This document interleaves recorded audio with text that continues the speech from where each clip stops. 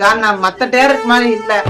இப்ப பார்த்தாலே தெரியுதுப்பா, முடி வெட்ட கூட நேரம்னா ஒரு 10-15 கதை வச்சிருப்பா போல.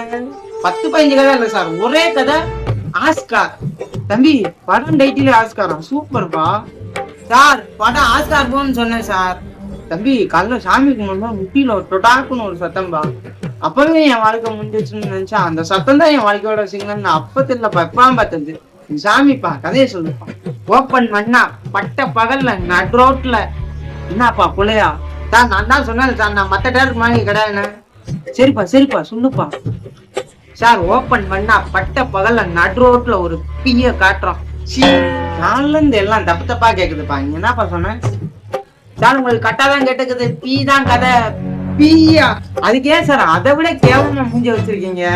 பீ ஒன்னாடா வரவங்க பேய் கதை எடுத்துருவான்னு பார்த்தா நீ பீ கதை எடுத்துட்டு வந்திருக்கா சார். நீங்க ஏன் சார் பீய அறுவருப்பா பாக்குறீங்க? ஆஸ்டா பாருங்க சார். நான் ஏன்டா பீய ஆஸ்டா பாக்கணும்? இந்த படத்தை எடுத்து ரிலீஸ் பண்ணனா இந்த பீ பட ப்ரொடியூசர்னு கலாய்ப்பாங்களா சார்? அதான் சார் நம்ம படத்தோட ப்ரமோஷன். என்ன பைத்தியக்காரன் பண்ணி இங்க பேசிட்டு இருக்க? எழுந்து போடா சார். நீங்க ஒரு ஆஸ்கார் வாங்க போற படத்தை ரிஜெக்ட் பண்றீங்க. ஆஸ்காரா? இந்த படம் ரிலீஸ் ஆச்சுன்னா உனக்கு பொம்மைக்கார் கூட கிடைக்காதா? எழுந்து போடா சார். இந்த படத்தோட டைட்டில் கேட்டீங்கன்னா கையில காசு எடுத்து கொடுத்துருவீங்க சார். பீய வச்சு எடுத்த படத்துக்கு என்ன மூத்திரம் டைட்டில் வச்சிருப்பேன் சார். எப்படி சார் கண்டுபிடிச்சீங்க? எழுந்து போடா.